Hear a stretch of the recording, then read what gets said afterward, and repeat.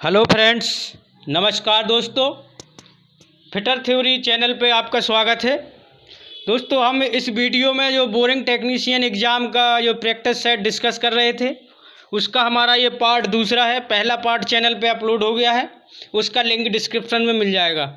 तो दोस्तों, जो हमारे थ्योरी के 60 क्वेश्चन में से उसी को डिस्कस कर रहे थे, जो थ्योरी में 60 क्वेश्चन आना है। तो फिटर, टर्नर, मशीनिस्ट और ये सभी हमारा जो वेल्डर है, चारों ट्रेडों का मिक्स क्वेश्चनों को हम डिस्कस करेंगे इसमें। तो हमारा जो स्क्रैपर होता है, स्क्रैपर का कटिंग एज बिना टेम्पर किए केवल हार्ड किया जाता है, तो जिसकी हार्डनेस कितनी होनी चाहिए। तो हमारा इस क्वेश्चन में क्या कह रहा है, कितना होना चाहिए। तो हमारा ये 56 से 64 HRC होना चाहिए। इसके लिए हमारा ऑप्शन बी राइट हो जाएगा। नेक्स्ट क्वेश्चन देखते हैं फ्रेंड्स। इसमें है कि धातु का वह भाग या वह गुण जिसमें धातु को खींचने पर उसके तार बनाए जा सकते हैं और वह टूटने नहीं पाती है, वो क्या कहलाता है। तो इसका हमारा ऑप्शन नंबर सी हो जाएगा दोस्तों। उसको हम क्या बोलते हैं, डक्टिलिटी।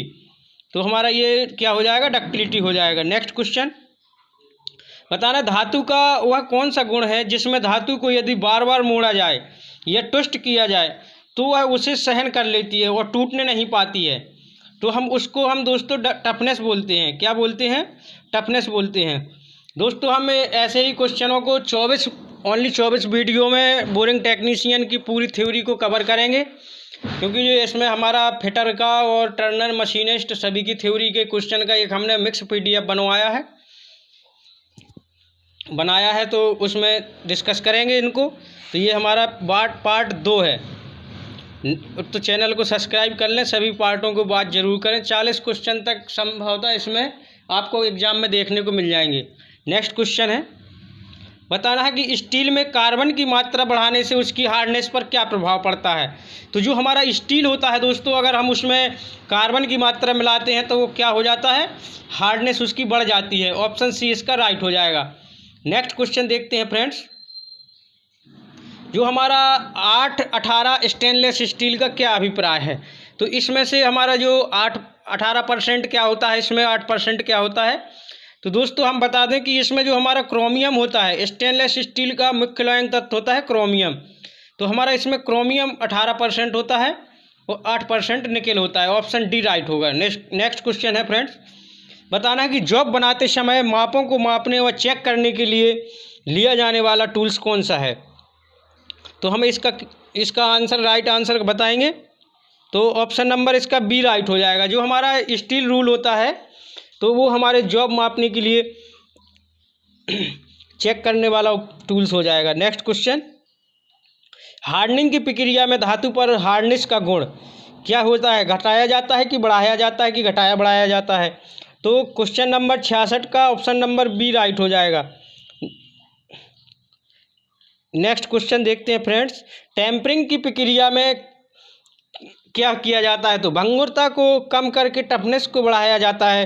तो हमारा ऐसा कौन से ऑप्शन में दिया गया है, तो ऑप्शन नंबर डी में दिया गया है कि टेम्परिंग प्रोसेस होती है जो हमारी, तो उसमें हम क्या करते हैं, भंगुरता को कम करके टफनेस को बढ़ाते हैं। नेक्स्ट क्वेश्चन, बताना है कि जो सिंगल हीटिंग विधि में कार को अपर क्रिटिकल तापमान से लगभग कितने डिग्री तक गर्म करना चाहिए। तो जो हमारा सिंगल हीटिंग विधि होती है दोस्तों, उसमें हमारा 30 डिग्री से 50 डिग्री अधिक तक, जो हमारा इसमें 30 डिग्री से जो 30 डिग्री सेंटीग्रेड होता है, इससे 50 डिग्री सेंटीग्रेड तक गर्म करते हैं। हमारा ऑप्शन डी इसमें राइट हो जाएगा। नेक्स्ट क्वेश्चन, बताना केस हार्डनिंग की एक विधि जिसमें लो कार्बन स्टील की सतह पर कुछ गहराई में कार्बन की मात्रा बढ़ाई जाती है, तो उसको हम क्या कहते हैं।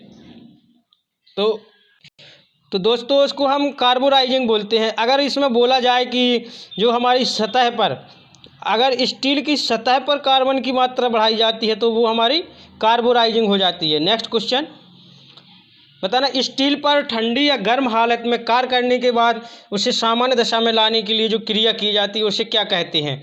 अगर सामान्य दशा में लाना है तो कौन सी क्रिया होती है, तो उसको हम नॉर्मलाइजिंग बोलते हैं। तो ये हमारी जो कमरे के तापमान पर ठंडी की जाती है, तो उसको हम नॉर्मलाइजिंग कहते हैं, और जो भट्टी में ही छोड़ दी जाती है उसको एनीलिंग बोला जाता है। नेक्स्ट क्वेश्चन, माइल्ड स्टील के पार्ट की सरफेस को घिसने से बचाने के लिए एक प्रकार की क्रिया की जाती है, जिसे हम क्या कहते हैं। अगर हम दोस्तों बता दें कि जो हमारा माइल्ड स्टील होता है इस पर हमेशा केस हार्डनिंग की जाती है। क्या की जाती है? केस हार्डनिंग की जाती है। ऑप्शन बी राइट हो जाएगा। नेक्स्ट क्वेश्चन दोस्तों, हमने और ट्यूबवेल ऑपरेटर का भी तैयारी करवाया था अपने चैनल के माध्यम से, तो उसके भी इसमें वीडियो पड़े हुए हैं, तो चैनल को सब्सक्राइब कर लें, क्योंकि जो ट्यूबवेल ऑपरेटर था उससे थोड़ा हट के इसकी थ्योरी रहेगी। क्योंकि जब वो ट्यूबवेल ऑपरेटर का एग्ज़ाम हुआ तो उसमें 7 ट्रेडें ली गई थी, और ये हमारा बोरिंग टेक्नीशियन में 4 ट्रेडों से फॉर्म भराए गए हैं, उसमें 7 ट्रेडों से थोड़ा इसमें हमें इलेक्ट्रिकल कम पढ़ना पड़ेगा। Next question, high speed steel के टूल की हार्डनेस प्रायः कितनी होती है? जो हमारा हाई स्पीड स्टील होता है इसके टूल की हार्डनेस हमेशा 100 HRC होती है। कितनी होती है? 100 HRC होती है। ऑप्शन ए राइट हो जाएगा। नेक्स्ट क्वेश्चन है, बताना कि जब किसी गर्म जॉब को ऑक्सी एसिटिलीन टॉर्च के द्वारा लौ देकर गर्म किया जाता है और साथ साथ पानी का फुहारा देकर पार्ट को ठंडा करते हैं, तो हम इस प्रोसेस को क्या बोलते हैं? तो दोस्तों, हमारे जो ये प्रोसेस होती है इसको हम फ्लेम हार्डनिंग बोलते हैं। क्या बोलते हैं? Flame hardening. नेक्स्ट क्वेश्चन देखा जाएगा, उसमें क्या बोला जा रहा है कि डेप्थ माइक्रोमीटर का लीस्ट काउंट कितना होता है? तो जो हमारा दोस्तों डेप्थ माइक्रोमीटर होता है फ्रेंड्स, तो उसका लीस्ट काउंट हमारा कितना होता है? तो 0.01 mm होता है। ये हमारा ऑप्शन नंबर डी में दिया गया है। तो कितना होता है? 0.01 mm होता है डेप्थ माइक्रोमीटर का लीस्ट काउंट। और वैसे माइक्रोमीटर का लीस्ट काउंट भी हमारा इतना ही होता है, 0.01 mm। नेक्स्ट क्वेश्चन देखते हैं दोस्त कि मीट्रिक वर्नियर आउटसाइड माइक्रोमीटर का लीस्ट काउंट कितना होता है? तो जो हमारा मीट्रिक वर्नियर होता है तो इसमें हम क्या करते हैं दोस्तों, इसमें 1 0 बढ़ा देते हैं। जो मीट्रिक लगा दिया इसमें, अगर मीट्रिक वर्नियर लग गया तो उसमें हमारा 1 0 बढ़ जाता है। और वैसे हमारा जो vernier outside metric outside micrometer का 0.01 mm होता है। अगर इसमें मीट्रिक लगा देते हैं तो 0 बढ़ जाता है। ऑप्शन सी इसका राइट हो जाएगा। कौन सा? ऑप्शन सी राइट हो जाएगा। नेक्स्ट क्वेश्चन देखते हैं फ्रेंड्स। क्वेश्चन में बोला जा रहा है कि किसी ब्लाइंड होल, स्लॉट, स्टेप आदि की गहराई मापने व चेक करने के लिए किस माइक्रोमीटर का प्रयोग करते हैं? तो हम जैसे कोई हमारा जो ब्लाइंड होल हो जाएगा, स्लॉट, स्टेप आदि की गहराई मापने के लिए और चेक करने के लिए, तो हम किस माइक्रोमीटर का यूज करते हैं? तो वहाँ पर हम दोस्तों जो डेप्थ माइक्रोमीटर होता है इसका यूज करते हैं। नेक्स्ट क्वेश्चन, माइक्रोमीटर से कितने mm तक की सूक्ष्मता मापी जाती है, या हम कह सकते हैं कि उसका लिस्ट काउंट क्या होता है? तो हमारा जो 0.01 mm होता है, ऑप्शन नंबर डी में दिया गया है। तो 0.01 mm इसका लिस्ट काउंट या सूक्ष्मता मापी जाती है।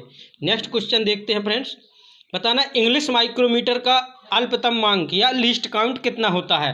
तो जो हमारा इंग्लिश माइक्रोमीटर होता है दोस्तों, इसमें हमारा इंच में मापते हैं, तो हमारा 0.001 इंच होता है। नेक्स्ट क्वेश्चन देखते हैं।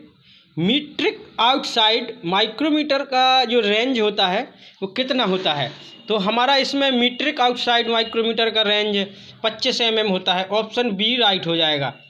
नेक्स्ट क्वेश्चन देखते हैं फ्रेंड्स। इस क्वेश्चन में कहा गया है कि इनसाइड माइक्रोमीटर का प्रयोग करते समय कौन कौन सी सावधानियां आवश्यक होती हैं? तो जो हमारा इनसाइड माइक्रोमीटर है इसका यूज करते समय कौन कौन सी सावधानियां लेते हैं? तो हम इसमें क्या करते हैं कि रीडिंग लेने से पहले माइक्रोमीटर की शून्य त्रुटि चेक कर लेना चाहिए, और माइक्रोमीटर के कटिंग टूल के साथ मिलाकर नहीं रखना चाहिए, और माइक्रोमीटर का प्रयोग कभी भी घूमती जॉब पर नहीं करना चाहिए। तो इसका हमारा right answer option number D right हो जाएगा।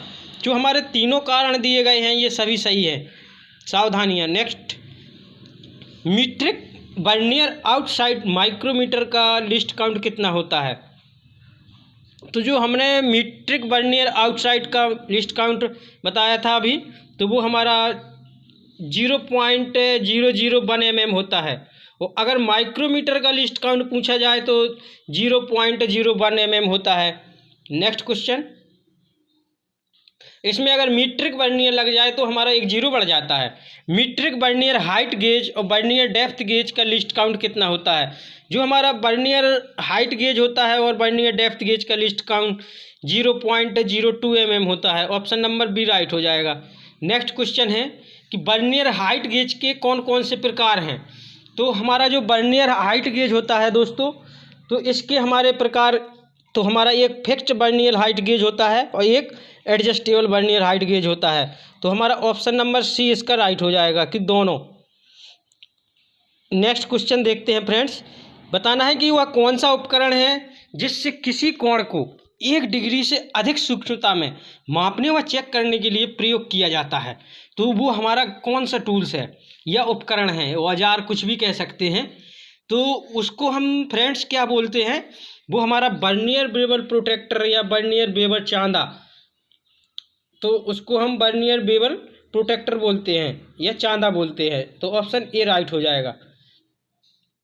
बताना है डायल कैलिपर का लीस्ट काउंट कितना होता है। जो हमारा डायल कैलिपर होता है उसका लीस्ट काउंट 0.02 mm, जो बर्नियर हाइट गेज का होता है वही हमारा डायल कैलिपर का होता है। तो 0.02 mm होता है। ऑप्शन बी इसका राइट हो जाएगा। नेक्स्ट क्वेश्चन देखते हैं फ्रेंड्स। बताना है कि digit outside micrometer, combi micrometer का list count. Digit outside micrometer और कॉम्बी माइक्रोमीटर का लिस्ट काउंट क्या होता है, इन दोनों का बताना है कि क्या होता है। तो हमारा जो इसका लिस्ट काउंट होता है 0.001 mm। तो हमारा ये ऑप्शन ए राइट हो जाएगा। नेक्स्ट क्वेश्चन देखते हैं फ्रेंड्स। बताना है कि जो टेम्पलेट होती है, टेम्पलेट का मुख्य प्रयोग क्या होता है।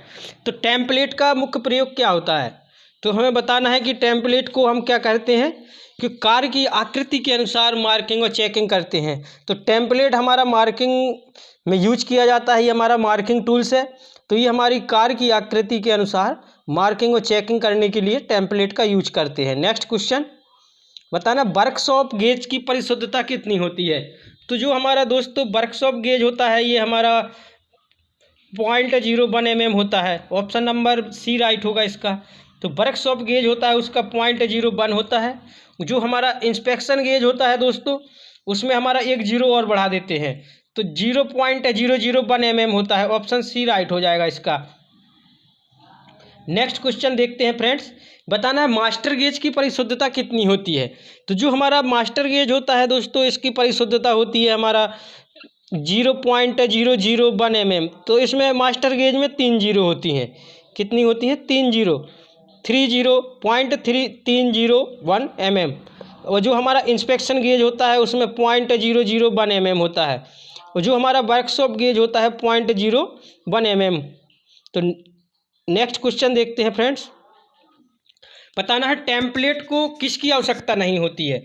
जो हमारी टेम्पलेट होती है दोस्तों वो एक हमारा मार्किंग टूल्स है। तो उसको हमें ना ग्राइंडिंग, ना लैपिंग, ना हार्डनिंग किसी की आवश्यकता नहीं होती है। तो ऑप्शन डी राइट हो जाएगा कि हमें टेम्पलेट में इन तीनों की किसी की आवश्यकता नहीं होती है। नेक्स्ट क्वेश्चन देखते हैं फ्रेंड्स। ये क्वेश्चनों को आप या तो डाउनलोड कर लेना या अपनी रफ कॉपी में नोट कर लेना। बहुत सिलेक्टेड क्वेश्चन लिए गए हैं और ये आपके बोरिंग टेक्नीशियन हुआ, यूपी आर्बिनल, इन एग्जामों के लिए बहुत इंपॉर्टेंट क्वेश्चन रहने वाले हैं ये। तो भारतीय स्टैंडर्ड के अनुसार स्लिप गेज की सूक्ष्मता का कौन सा ग्रेड है। तो हमारा 92 का राइट आंसर क्या हो जाएगा। तो हमारा इसको जो हमारा जो स्लिप गेज होते हैं तो BIS के अनुसार, भारतीय स्टैंडर्ड के अनुसार हमारा 0 और 1 और 2 तीन ग्रेडों में पाए जाते हैं। तो ऑप्शन नंबर डी हमारा राइट हो जाएगा इसका। नेक्स्ट क्वेश्चन देखते हैं कि ड्रिल को ग्राइंड करते समय उसके कटिंग एज के कोण को चेक करने के लिए किस गेज का प्रयोग किया जाता है। तो जो हमारा इसमें बोला जा रहा है क्वेश्चन में कि जो ड्रिल को ग्राइंड करते समय या कटिंग एज को कोणों को चेक करने के लिए किस गेज का यूज किया जाता है।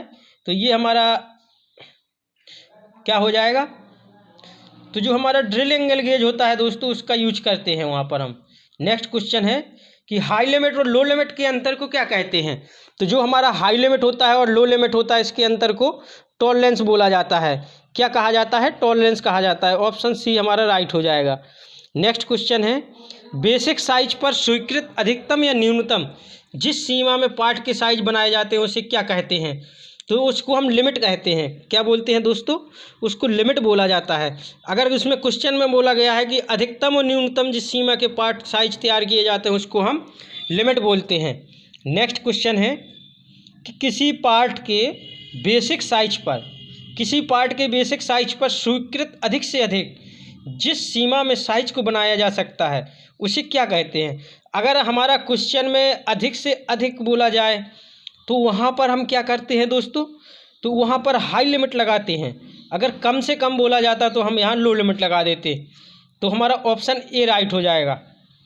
नेक्स्ट क्वेश्चन है कि किसी पार्ट के बेसिक साइज पर स्वीकृति कम से कम जिस सीमा में साइज को बनाया जाता है तो उसे हम लो लिमिट कहते हैं, तो हमारा ऑप्शन बी राइट हो जाएगा। उसको क्या बोला जाता है, लो लिमिट बोला जाता है। नेक्स्ट क्वेश्चन है फ्रेंड्स, नेक्स्ट क्वेश्चन में ये बोला गया है कि जब किसी निर्धारित फिट के अनुसार दो पार्ट को बनाकर मिलाया जाता है तो इन दोनों पार्टों के मापों में जो जानबूझकर अंतर रखा जाता है क्या होता है। जब जानबूझकर अंतर रखा जाता है तो फ्रेंड्स उसको हम अलाउंस बोलते हैं। क्या बोलते हैं, उसको अलाउंस बोलते हैं। अगर जानबूझकर कोई अंतर रख दे, अगर हमारे दो पार्ट हैं, अगर हम उसको जब किसी फिट के अनुसार दो पार्टों को मिलाते हैं, अगर वहाँ जानबूझकर कोई अंतर रख देंगे तो उसको हम अलाउंस बोलेंगे। ऑप्शन ए राइट हो जाएगा। किसी होल के साइज की हाई लिमिट और सॉफ्ट के साइज की लो लिमिट के अंतर को क्या बोलते हैं। अगर होल के साइज की हाई लिमिट है और सॉफ्ट के साइज की लो लिमिट है तो वहाँ पर अधिकतम अलाउंस दिया जाता है।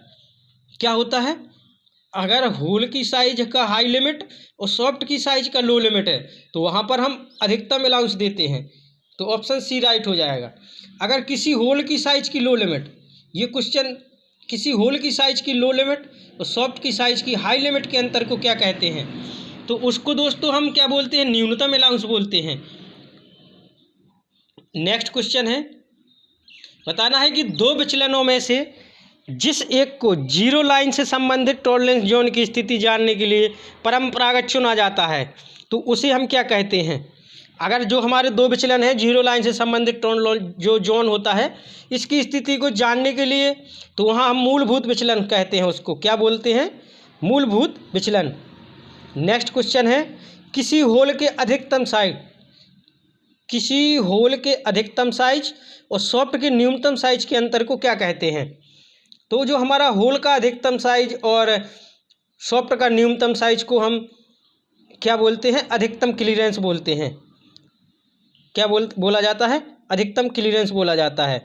नेक्स्ट क्वेश्चन है कि किस फिट में होल और शाफ्ट के बीच अलाउंस इतना रखा जाता है कि उसमें अधिक क्लीयरेंस ना हो और अधिक इंटरफियरेंस ना हो। तो अगर उसमें हमारा अधिक क्लीयरेंस ना हो, अधिक इंटरफियरेंस ना हो तो हमारा वहाँ पर ट्रांजिशन फिट होती है। कौन सी फिट होती है, ट्रांजिशन फिट होती है।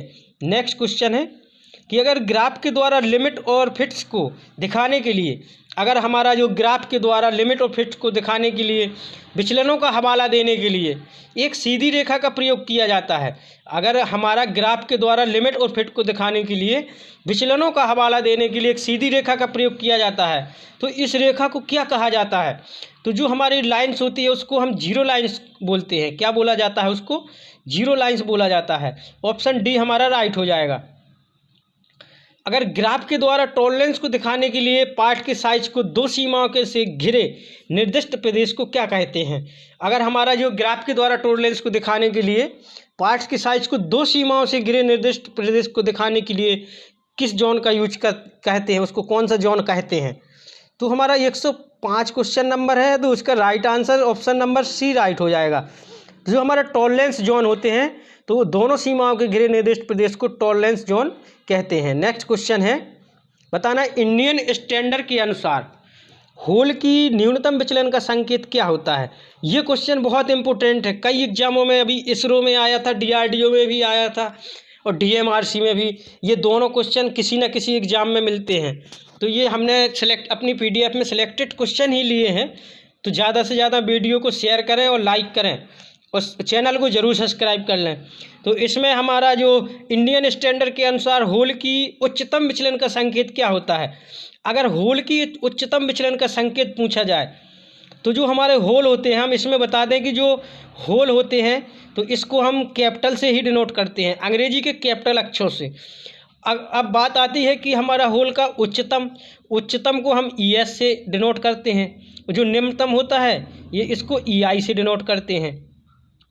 तो हमें एक बात का ध्यान रखना है कि जो होल होता है फ्रेंड्स, तो होल में हमारे दोनों कैपिटल रहेंगे। तो जो हमारा अधिकतम होगा, जो होल का अधिकतम विचलन होगा तो वह कैपिटल ES होगा, जो निम्नतम विचलन होगा वो कैपिटल EI होगा। नेक्स्ट क्वेश्चन है कि तो उसका हमारा होल का उच्चतम विचलन था तो कैपिटल ES हो जाएगा, ऑप्शन डी राइट हो जाएगा। इंडियन स्टैंडर्ड के अनुसार सॉफ्ट की न्यूनतम विचलन का संकेत क्या होता है? अब इसमें सॉफ्ट बोला गया है, उसमें क्या बोला गया था? होल बोला गया था। तो हमारा सॉफ्ट में तो स्मॉल होते हैं, तो हमारा जो सॉफ्ट में न्यूनतम पूछा गया है तो सॉफ्ट की हमारी न्यूनतम विचलन का संकेत होता है स्मॉल EI। तो जो हमारा न्यूनतम विचलन होता है वो स्मॉल EI होता है, और कैपिटल विचलन होता है जो हमारा उच्चतम विचलन होता है सॉफ्ट का, तो वो हमारा वो स्मॉल ES होता है। नेक्स्ट क्वेश्चन देखते हैं। बताना है कि 1 माइक्रोन का मान कितना होता है? तो हमारा दोस्तों हम इसमें बता दें कि 1 माइक्रोन होता है 1/1000 mm के। 1 माइक्रोन 1/1000 mm के होता है। तो 1000 का हम डिवाइड कर देंगे 1 में, तो हमारा निकल के आ जाएगा 0.001 mm आ जाएगा। तो हमारा किस ऑप्शन में दिया गया है? तो हमारा ये ऑप्शन डी में दिया गया है, तो हमारा ऑप्शन डी इसका राइट हो जाएगा। नेक्स्ट क्वेश्चन देखते हैं फ्रेंड्स। बताना है कि भारतीय स्टैंडर्ड यानी BIS के अनुसार समांतर ले के प्रतीक कौन है? जो हमारा समांतर ले होता है इसका प्रतीक बताना है कौन सा है। तो जो हमारा समांतर ले का प्रतीक होता है उस इक्वल होता है, तो ऑप्शन बी हमारा राइट हो जाएगा। समांतर में पूछा गया है ना, तो समांतर में ऐसे हमारा हो जाएगा तो इक्वल हो जाएगा। नेक्स्ट क्वेश्चन है, ये हमारे वीडियो का सेकंड लास्ट क्वेश्चन है। तो बताना है अच्छी सरफेस फिनिश के लिए कौन कौन से लाभ हैं? अगर हमें अच्छी सरफेस फिनिश पाना है तो कौन कौन से लाभ हो जाएंगे? तो ये हमारा इसमें ऑप्शन हमारा डी राइट हो जाएगा कि क्या होता है कि हम घर्षण को कम पैदा करते हैं, अच्छी सरफेस फिनिश है, और पार्ट कम घिसते हैं, मशीन की हार्ड स्पीड बढ़ती है। तो हमारा ऑप्शन डी इसका राइट हो जाएगा। नेक्स्ट क्वेश्चन देखते हैं फ्रेंड्स। बताना है किसी जॉब के जो कुछ जॉब ऐसे होते हैं कि उनको मशीनिंग और ग्राइंडिंग करने के बाद भी अधिक परिशुद्धता फिनिश की आवश्यकता होती है, तो इसके लिए एक कार्य क्रिया की जाती है। अगर हमारा कोई जॉब ऐसा है कि जो हमारा मशीनिंग और ग्राइंडिंग करने के बाद भी अच्छा फिनिश नहीं आई है, तो उसको और अधिक फिनिश करने के लिए हम एक कौन सा कार्य विधि करते हैं? तो वहाँ पर हम लैपिंग कर देते हैं कि क्या करते हैं, उसी जॉब की लैपिंग चढ़ा देते हैं किसी भी पार्ट। तो ऑप्शन सी राइट हो जाएगा। वह कौन सी कार्य विधि है जिसमें सिलेंड्रिकल सरफेस को एब्रेसिव स्टिक के द्वारा फिनिश किया जाता है? तो जब हम जो एब्रेसिव स्टिक होती है हमारा, ये हॉर्निंग प्रक्रिया से करते हैं। और दोस्तों जो हॉर्निंग प्रक्रिया होती है ये मशीन द्वारा की जाती है। किसके द्वारा की जाती है? मशीन द्वारा की जाती है।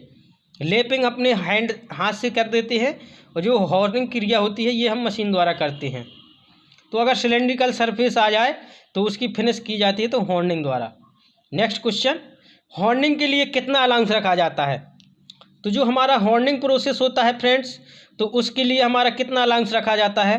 तो वहाँ हम 0.01 mm रखते हैं, तो हमारा ऑप्शन डी राइट हो जाएगा।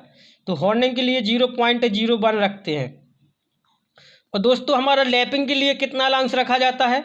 तो इस क्वेश्चन में मिस्टेक दिया गया है। लैपिंग के लिए हमारा 0.05 mm से 0.1 mm तक दिया जाता है, तो हमारा ऑप्शन नंबर डी राइट हो जाएगा। 0.05 mm से 0.01 mm तक दिया जाता है। अगर वीडियो पसंद आया हो तो चैनल को सब्सक्राइब कर लें, वीडियो को लाइक कर दें। Thanks for watching. नमस्कार।